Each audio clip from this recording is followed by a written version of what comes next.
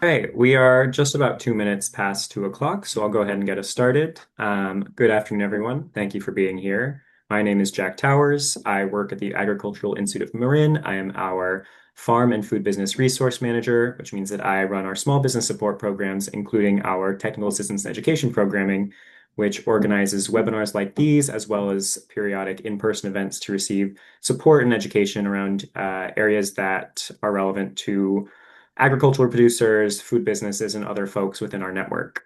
So I'm very excited for today's webinar with California FarmLink. They're a great partner of ours, and I will turn it over to Andrea. Wonderful. Hi, everybody. Good to see you. Thanks for being here. I'll do a quick little intro and then I'm going to get into some slides to help us guide me through. What I'll be doing today is talking about the resources that FarmLink can support with and the help we offer, and then doing some questions. So actually, to start, I'm just going to say that there is interpretation available. Um, Let me share my screen.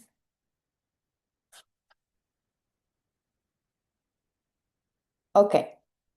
Um, so if you're needing interpretation, you can find it at the bottom of your Zoom. So si necesitas interpretación para la reunión, lo puedes encontrar abajo de tu Zoom. Debe decir interpretación.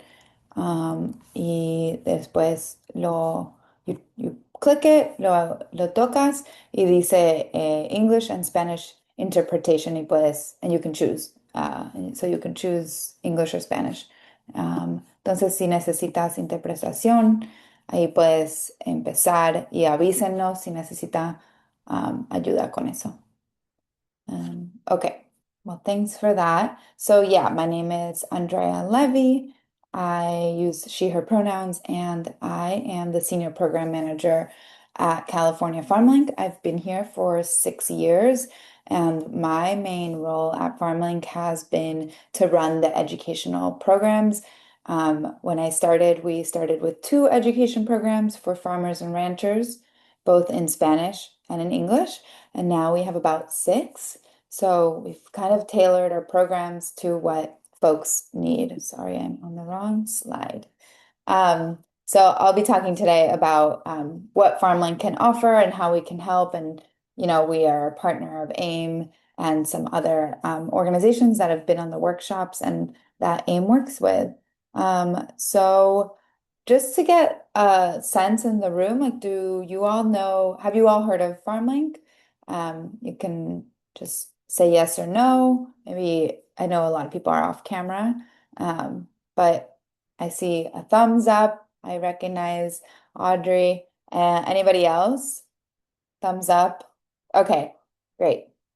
Well, that's good to hear. I get it. I see a no. So I'm going to do a little bit of an introduction to FarmLink.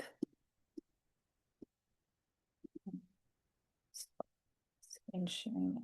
Great. So our mission, the mission of our organization, we are a community development financial institution. I'll talk about that in a second. We invest in the prosperity of and well-being of farmers, ranchers, and fishers who have limited access to financial resources. So we specifically work with farmers, ranchers, and fishers.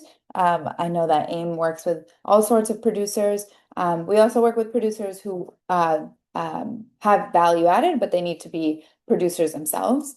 And our programs promote just and resilient economies um, with a focus on natural resource conservation. We offer fair financing, business education, and owning and managing agricultural land, which is what I'll talk about later today. So, what is a CDFI? I think this is a really good thing to start learning about because they exist in our communities, and CDFIs are basically financial institutions that were created to support smaller communities. So we are a nonprofit, and then on top of our nonprofit status, we have a status as a community development financial institution, which means that we provide financial services to people who lack access to fair financing. Oftentimes, that has to do with being a person of color, women, business owners, rural communities. Often all of those end up being who farmers and ranchers and sometimes are. So we're certified by the government to have like a specific type of lending, and I'll speak to that a bit more. So we tend to have like more flexible lending compared to a bank. So I'll first talk about our financing. I think this is a really important topic to start thinking about, even if you're not taking out a loan yet. Being prepared for a loan when you want one takes a little while. You'll see, I'll go through the documents that normally you need to apply for a loan. So just running a business takes capital, and often you need to ask for money. So we are one of those organizations who have access to larger pots of money and can do fair financing. So, like I said, we mostly serve small and mid-scale farmers, ranchers, and fishers, and we've been around since 2011. So, one of the reasons our lending program as a CDFI is special and specific is because we do a mix of both lending, so we give away the money, and then we also offer technical assistance. So that's like where the education comes in. Um, so we don't just give money out and expect all people to pay us back. While we do expect them to pay us back, we also have access to a range of programs in order to build resilient businesses and focus on parts of the business, which include bookkeeping, being good employers, um, and thinking about the long-term goals of your business. So I'm going to talk a little bit about what exactly like our lending looks like and what types of different loans you can take. Um, so there's four different types of loans that we offer, and your business might need a specific one at one time of year and then a different one later. So a very one that is very farmers and ranchers tend to depend on much is an operating and term loans. Usually these are they people take them out before the busy season, and they help with projects like equipment, vessels, permits, infrastructure, perennial crops, and buying vehicles. Um, and you can see the rate there. You'll see that like some of the rates differ, and it kind of depends on your situation. Then we have like bigger, longer term loans. These are for purchasing land. We see this as a wealth building strategy. We want to help farmers and ranchers access land and purchase land if that's a goal of theirs. And obviously, we live in a state where that's not accessible to a lot of small producers. So we're offering some of that financing and flexible financing for purchasing land. Uh, then we have disaster relief loans. I think these might depend on the season, but when there are disasters, and thankfully I feel like there haven't been really big disasters in the past, year and a half or so. But it is about to be fire season, and then we have the rainy season. So um, we often need to support folks when disaster strikes. So we have cleanup and recovery loans for eligible disasters. And those tend to have like a smaller interest rate, which would is great because we don't expect disasters. And then the last one is actually conservation loans. So these are similar to maybe the land loans. They're like longer term projects. And how these work is actually you work with an organization. Usually it's the RCD, the USDA, who when you qualify for financing for a conservation practice, um, so an irrigation project, um, like many different types of conservation, and then you take out a loan with us to pay for the project, and then the USDA or the RCDs or NRCSs um, reimburse you. So that's how you end up paying for the loan. So that's why it's a bridge loan because it's just making the connection between the two different types of financing. Unfortunately, those organizations don't pay you upfront, they pay you after the project. So we give you the money upfront, is how that works. So this is just a photo to give you an like, I don't know where everybody is on this call. I have a feeling that most people are probably in the North Bay and like the surrounding to the Bay Area. Maybe outskirts of the East Bay, South Bay, but we do lend throughout the state. So, and you everywhere from San Diego all the way to the bottom to Humboldt all the way north. And this is kind of where a majority of our borrowers are. Great. So I think something that's important, even if you're not thinking about taking out a loan, it's possible that at one point you will want to because you want to scale your business, you want to change your business, you need equipment, etc. Um, Thinking about the long term and how to prepare really will help you once you're there to take out a loan and also actually helps with applying to other things. Often grants require similar documentation. So, um, thinking about taking out credit, I'm going to talk a little bit about like what a loan officer looks for. Um, Credit is kind of an agreement in a trust, like ideally trust that you will pay the lender back. So there's four things that the lender is going to look for when you apply for credit. The first thing is your character. They're going to get to know you a bit and understand your willingness to repay the loan. And they do that by looking at a bunch of data from your business, your capacity, so your financial ability to repay the loan. So they'll look at how your business is being run, profit and loss statements, your income, etc., to understand like how large of a loan they can or cannot give you. Uh, they look at the capital, so what your personal wealth is, but also like what the you will be investing yourself, and how does that match up with what you're requesting?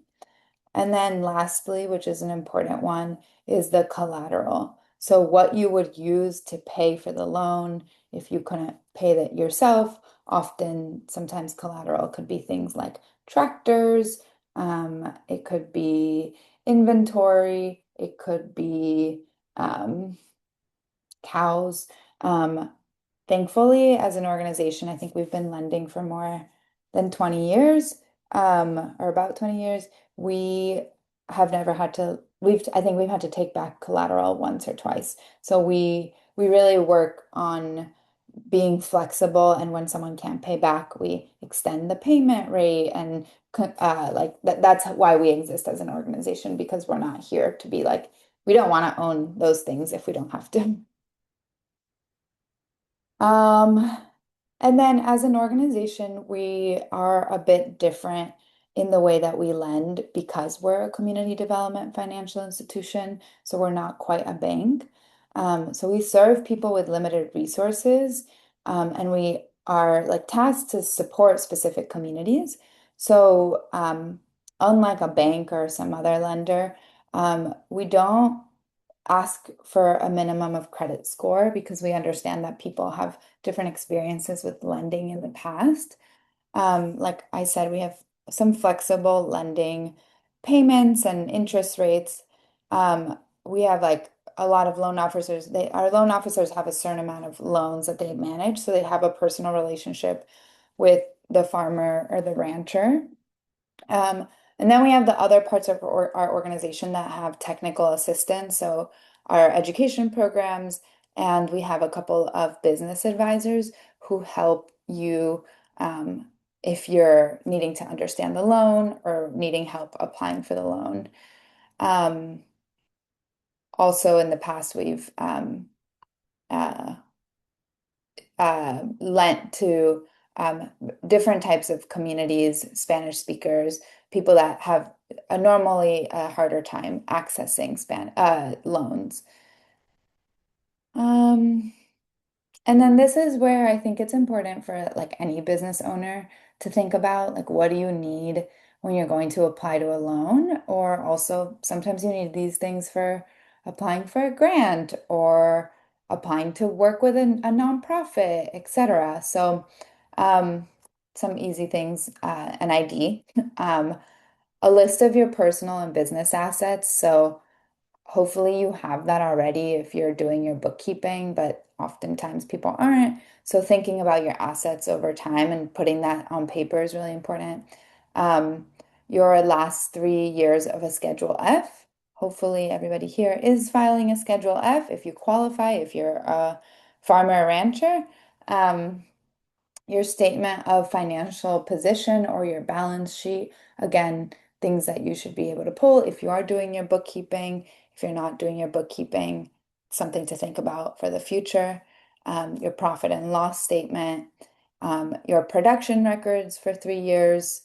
Um, Something people don't think about is like if they are farming. We also work with fishers, but if you're farming, the land lease is really important because it tells us FarmLink that you have like a stable land tenure, which is really important to farm, and especially if we're lending 100 or $200,000, we want to know that you have stable land tenure. Um, yeah, those are the big ones, and then food safety, organic certification, etc. Okay, I'm gonna just pause there in case there's been any questions. There haven't. Okay, I'll keep going. Okay, now I'm going to pivot a little bit and talk about the programs that we have, um, which are education programs where we focus specifically on business education, so we don't do the production side. So hopefully, if you're here, it's because you are ready and excited about getting your business and managing your business in a way that will make you more organized and successful. So we have some pretty intensive courses. They tend to be anywhere from 8 to 10 weeks long. So they're like a full intensive course to support the learning environment for farmers, ranchers, and fishers. And so I'll talk about the different types of courses. So we have our main program, we call it our flagship program, is the Resiliator. It's a 10-week program um, that runs once a year in the fall, October to December. And it is a deep dive into business management. It's a very, very full content. We talk about everything from like accounting to labor laws to taxes. Um, Everything that is required with business management. So that's like our first program. And in order to qualify for most of our other ones, you need to take our Resiliator because it's like the business fundamentals, basically. We have El Residerador, which is our Spanish program. It's similar to the Resiliator. It's a few weeks shorter. Um, I should clarify that this one tends to be in person, and the Resiliator, our other programs tend to be online, so we can access more people in the state.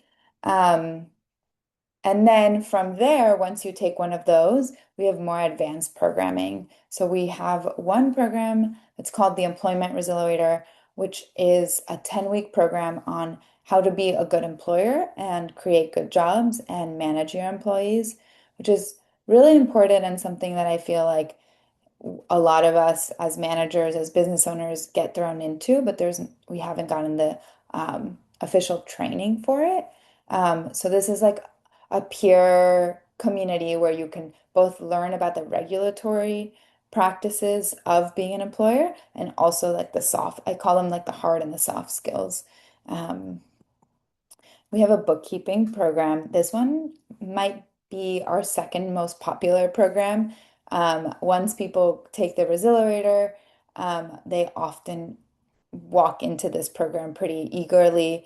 It's been filled every year, and it's to strengthen the financial management of your business and it is a bookkeeping program where we focus on QuickBooks Online. So we basically teach you how to use QuickBooks and also how to manage your bookkeeper if you have one, if you ever hire one, so that you know how to use your financial data and how that can benefit your business. And then lastly, we have a succession program. It's called the Regenerator. And this is for families that are planning on going through some sort of succession, which is also a really important thing to be thinking about. It's a year-long program. It's a pretty like rich program that meets once a month and basically holds space for both sides of the successor, so the successor um, and the person that is passing on the business to plan long term with anything like legal and financial documents. So if you are thinking about passing on your business, this is a good place to like start thinking about it. Um, yeah, so those are programs that are like accessible if you apply. So I can throw those links in the chat in a little bit. I think right now I'll talk about um, our are resources that are open to the public, so like anybody today could access them. We basically have what we call learning centers and tool sheds on our website. But what I actually will say is that these are basically mini courses. Um, they're like this says, in-depth course-like collections of resources. It's we've spent hours, months, years developing these, and it's been developed by teams of professionals, and it basically holds everything you need to think about your business.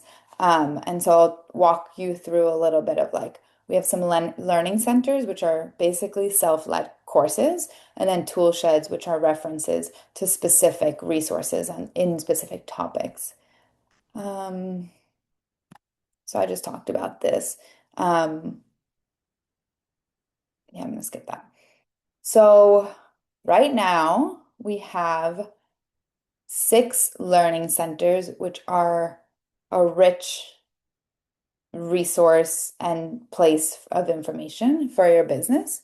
Um, I get really excited about this because I helped build some of these. And like I said, they could be their own courses individually. You could spend like weeks going through these as a program. So it's cool that you can just individually access the parts that you want to learn from. Um, so we have a bookkeeping learning center, which is covers everything from like we have model charts of accounts that you can use, and it basically walks you through step-by-step instructions on how to use QuickBooks online. If you are using it or not already, there's different videos. Um, then there's a business planning work learning center. These are workbooks and lessons that will help you evaluate your existing business or create a new business and think about your long-term business plan. We have a taxes learning center. That's huge too. It's just a plethora of information about filing taxes. Everything from like what to do about personal business, how do you categorize yourself as a self-employer, what to do about depreciation. So kind of a place to start getting familiar with these topics so that hopefully when you get your taxes done by a CPA, at the beginning of the year or the end of the year, you have the tools and information to work with a CPA and manage your business.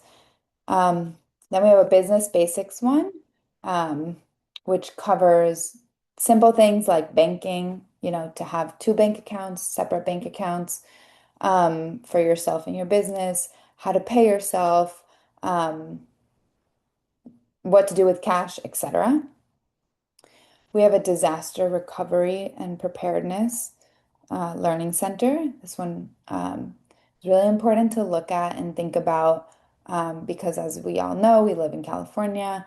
We live in a time of climate crisis, and disasters happen, and the more we are prepared, the more resilient our businesses can be. So this has things for assessing risk, thinking about insurance, how to be prepared for when a disaster does happen, and how to bounce back from that. And then we have one last learning center, which is just like additional documentation. Um, so here, this is just show you, if you go on our website, you'll go to the resource library up here, and I can show you on our website in a second. And then you'll see the learning centers, and there will be, I believe, six, and then you can access them. Um, and they are like self-led courses. You have drop down with more and more information, and attached PDFs, etc. Um, and then And then, so those are the learning centers. We also have tool sheds, which are also a plethora of resources. They tend to be probably a little smaller than the learning centers. Um, and we just have different topics for them. This land seeker tool shed and a landholder tool shed. So for landholders, how to lease their land, how to use a lease template, how to assess their property. For land seekers, which probably is more of what we have here today, how to access land, how to build a lease, etc. We have a farm succession guidebook. Um, we have Spanish tax toolshed, and we have more information for fishers, um, and a more description on like what it is CDFI and how we lend, which I just talked about a little bit. Um, Great. So, just doing a little time check. So, the last part of our organization, this is my last part of the presentation as well, is how do you own or manage your land? Obviously, a huge topic, very important for farmers and ranchers. You can't farm, you can't ranch if you don't have secure land tenure. So we have a whole team dedicated to working with both land seekers and land holders, to be able to bridge that gap. Um, so working with land seekers, and then landholders, for acceptable land or lease. We say that we're multi-party. So we work with both parties to find the best solutions for something like a lease, or a land purchase. Um, we have a couple of tools and resources. Um, We have the land portal, which is basically like a community, um, portal where you can look for available, I properties. I kind of call it like the Craigslist for land for farmers and ranchers. Landowners usually come on there and post their land, and land seekers will be on there looking. We tend to connect people. We help people work through leases, negotiate, land linking. That's actually why we're called FarmLink, because we started as a linking organization of linking, landowners and, land seekers. Our land access team also works really diligently on agreement building services, which basically means that you can work with them to write a lease for yourself, your business, whether you own the land, whether you're renting or leasing to yourself. Um, Many different scenarios. We also even have like, beehive leases, we have vessel and fishery leases. So we have a lot of templates, and you'll work with a team to write a lease that works for you. This is usually a process that takes like a few weeks to a few months. But then you have like a really secure lease for like years to come. Um, and yeah, they create like specific lease clauses, um, specific to your scenario, and the resource library. So the succession, and the landholder and the land seeker, libraries are really helpful for also those of you that maybe don't need a lease but are thinking about things that come up with land tenure. Um, great. So that's what I have right now. I think really quickly, while I still have the mic for a few more minutes, I'm just going to show you guys our resource library, and then I'll throw it in the chat. Um, so basically this is like I noted, we have some courses that you can register for. Those only tend to run once a year. So if you're like wanting resources but don't want to join a course or the course just passed, this is where we have our learning centers. Um, and you can see here the bookkeeping, business basics, business planning, and income taxes. I'll just go ahead and open one of them so you can see um, that basically it's accessible to all. We hope that people will use it. We've spent hours on hours with so many experts to create videos and tutorials and PDFs to help you have a better grasp on managing your business and the financial pieces of it. So, yeah, we're hoping that this is a helpful resource. And if you need help navigating anything, just let us know. Great. What kind of questions people might have, who's in the room, what type of support are people needing in their businesses, etc. Fantastic. While folks are thinking about their questions, I'm also going to launch just a super short 5 question poll asking you about the presentation, what you thought, help us get some feedback.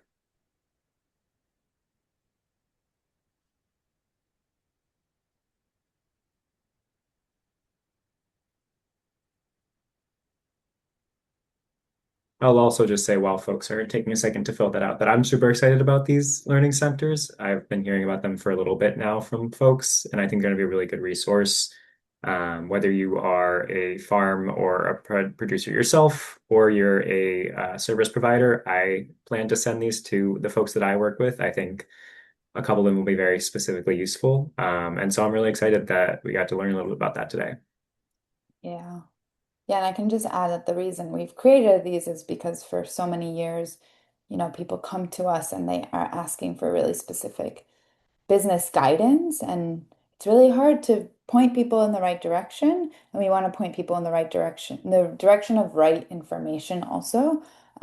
So over the years, we've been creating resources to answer folks' questions around business management, um, bookkeeping, land access, taxes, etc. So, um, yeah, I guess any questions come up where I'm curious if people want to share like what they were hoping to discuss today, or like why are they here? Are they just interested in what resources are there, etc.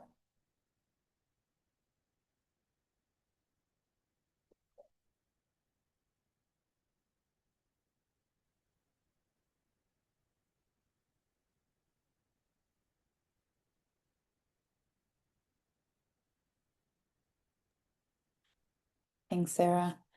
Thanks for being here. I believe there was a question. I'm not sure if the person who submitted this is in the call right this moment, but there was a question someone asked about figuring out how to access land in the registration. And I know you spoke to that briefly, but for someone who's just looking to figure out either I have this established plot and I want to expand and I don't know how, or I'm looking to get started, do you have some general advice on how they could do so? Yeah, I think often, right, it'll depend on the situation, but let's say it's someone that's looking for land. So I think there's many different outlets, and often just talking to community is important. We have a land portal platform, basically, which you can look and see if there's land in your region.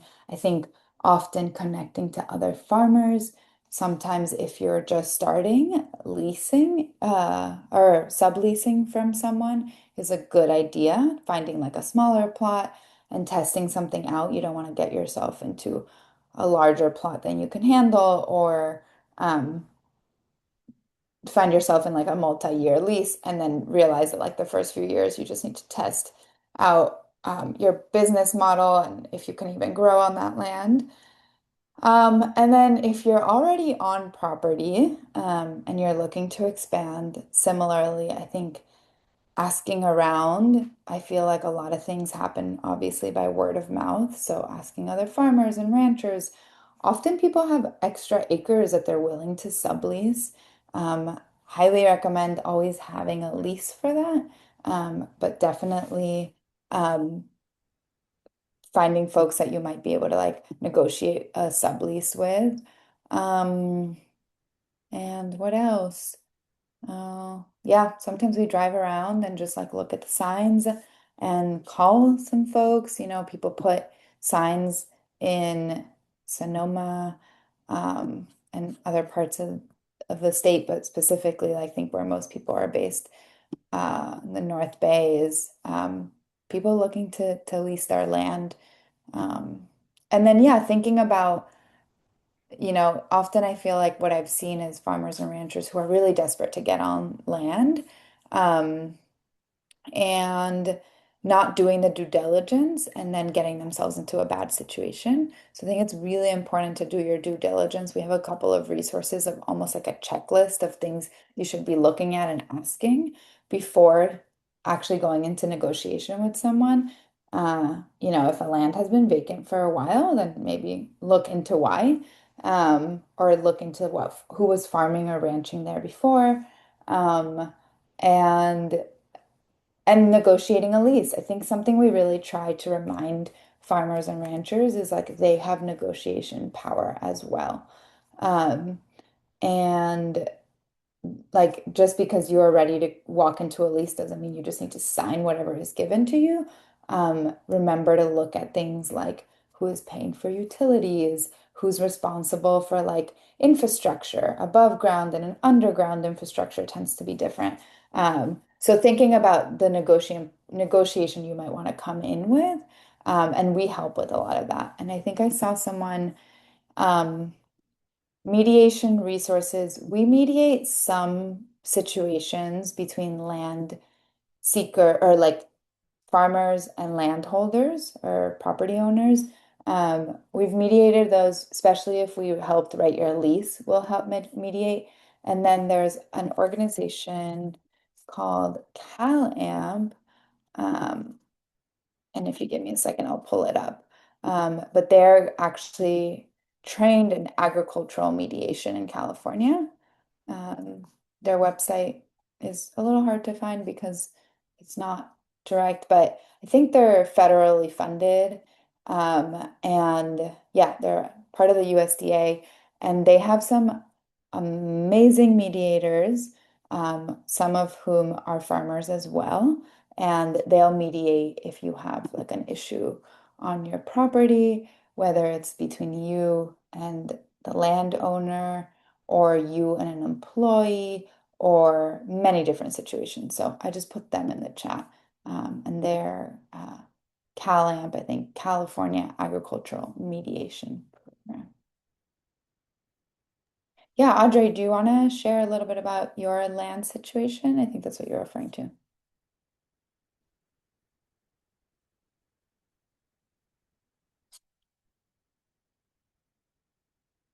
Um, there we go. Can you hear me? Can you hear me? Yeah, yeah. Yeah. Okay. I've had delay issues, so hopefully it'll be fine. Um, history. I know, Andrea, you know my history, but historically, we started our company in 2009, and my husband did a lot of the heavy lifting back then. But one of the first things he did was reached out to FarmLink, and FarmLink helped us find our first property, which we We ended up being at that property for 12 and a half years, and it had its ups and downs. Certainly could have used, for anybody else out there thinking about this, we certainly could have used help with the lease. I don't know if FarmLink was doing that back then, but we were extremely green about our lease, and it didn't turn out to be the best situation because the people we leased from had generations of experience with agricultural leases and regulatory agencies and such. And so they knew how to organize that lease so that it would have catch-22s in it, really, which we hadn't anticipated. Anyways, that lease expired, and the land we basically outgrew that property. That was in 2022, end of 2022. So essentially by 2023, we found ourselves homeless, and I've moved the herd now. I have part of the herd in Sonoma on Arnold Drive, and I have part of the herd in Oakdale, which is less than ideal for me. And since then, I've been able to maintain the herd. They are grazing. They are safe. They are cared for, but I do not have any infrastructure, and the property that we're at is not suitable for infrastructure. It's actually for sale, and it's not a piece that I am interested in purchasing, even if I could. It's not what I'm looking for. But I found a source of milk to purchase, and I found a place to make cheese. And so I've been coasting along, hoping for some kind of a miracle, which hasn't happened.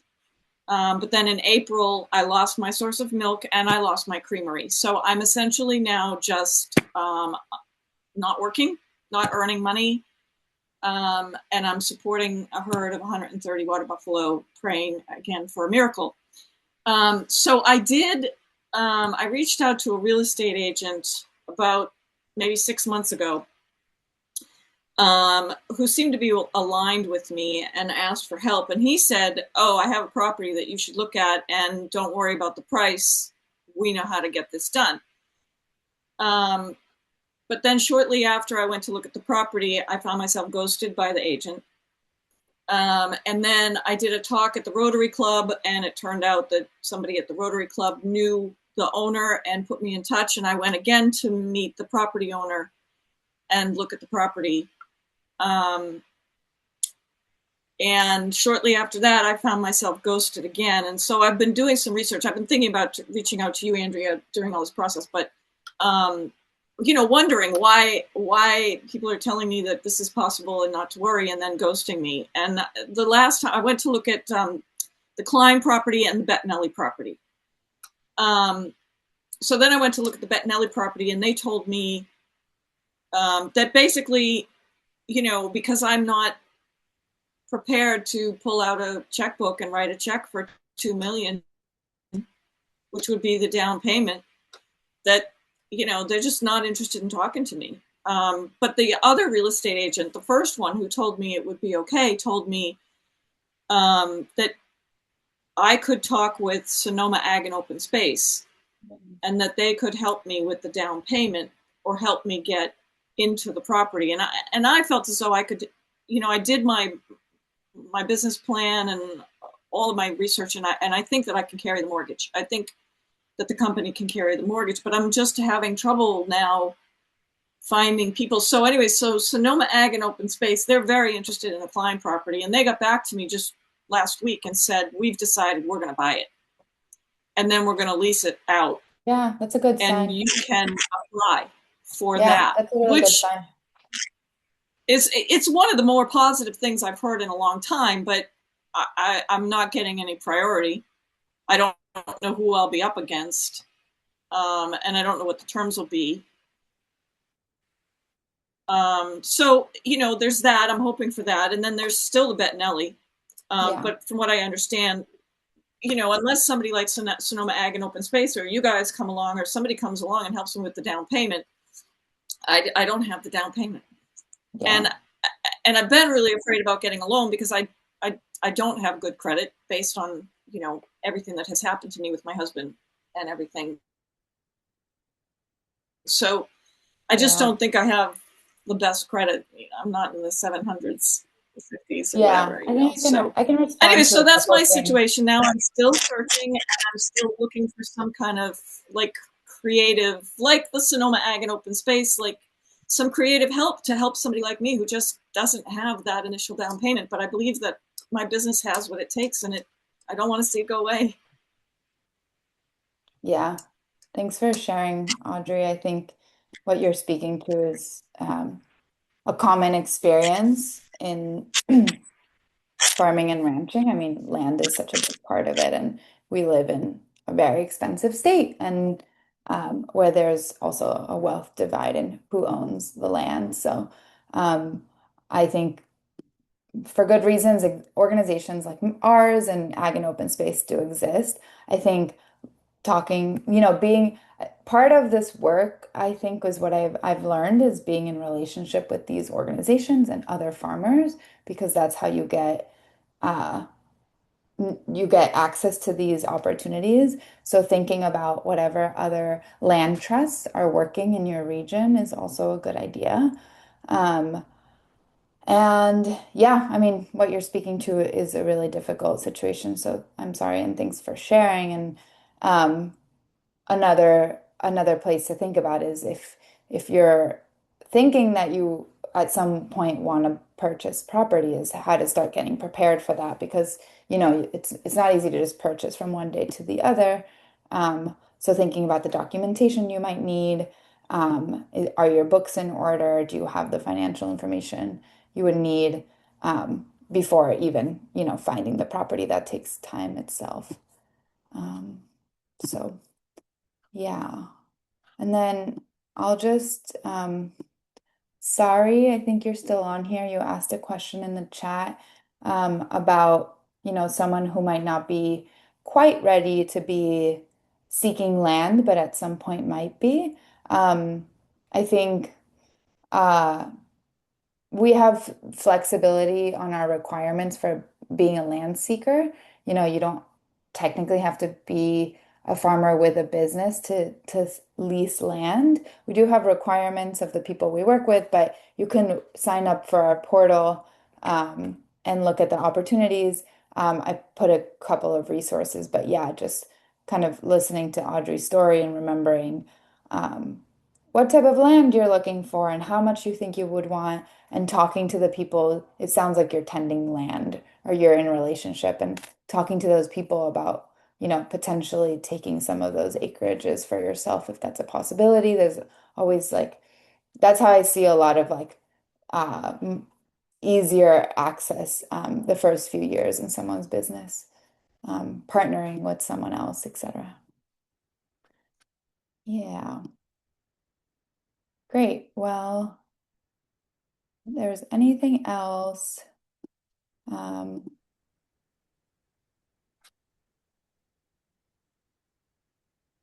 Jack, I'll let you take it from here. Can I Fantastic. just add something? Please. Um, yeah, because you just mentioned, actually, I had two things. You said get your documents pulled together for conversations about purchasing and or leasing. Um, I'm guessing you help with the pulling together of the documents. And then the other thing was you said just now at the very end, you said partnering. And I did want to add that, and I don't know, I'll have to go into my portal and see what I wrote. I don't know what I wrote in my portal. I did a long time ago, but my land seeker little blip. But I am interested in being a biodiverse farm. I don't want to be just a dairy. I don't want to just have water buffalo. I want to have, all kinds. I would like to have some crops and some orchards and some bees and some chickens and really pursue the kind of biodiverse things. So I just to throw it out there so that people know, um, I am looking for a situation where I could share the property with crop growers and beekeepers I don't pretend to think that I can do all those things on my own, and wouldn't it be great if somebody could help me pay the mortgage and, keep their bees and keep their chickens there. So um, I personally am very open to that. And I don't know if you have a way of, within FarmLink, making that known to other people too. Maybe it's something that you add to FarmLink, which is Farmer Link, Yeah. right? Instead of just linking people and farmers or ranchers or fishers to land, but linking us to each other. Hmm. Yeah, thanks for that idea, Audrey. Definitely there is so we have land seekers that also have profiles. I think you alluded to you having you. And so land seekers can also connect with each other. Land seekers probably be referring to farmers and ranchers. So people can post on like looking to partner with someone in Sonoma or something like that. So definitely an opportunity, and thanks for calling that out. And yeah, I mean, sometimes it just takes like landing with the right person and um, kind of going into that partnership together and seeing how it goes. But yeah, appreciate you all being here. I know it's not an easy um, process of finding land, and when you do and it's good and you have a good lease, that's helps your business and helps the longevity of your business. So that's kind of where we want to help get people to. That really is our goal, is like long-term sustainable leases. Wonderful. Well, thank you again for that presentation, and thank you all for being here and taking time out of your day. I've just sent my email into the chat. If you have any questions following this or follow-ups from the presentation, or you want to get in touch with AIM and AIM's resources, feel free to reach out. A recording of this will be posted online, and I will share slides with anyone who'd like them as well. And with that all said, I will wrap it up. But thank you all again. Enjoy the rest of your day.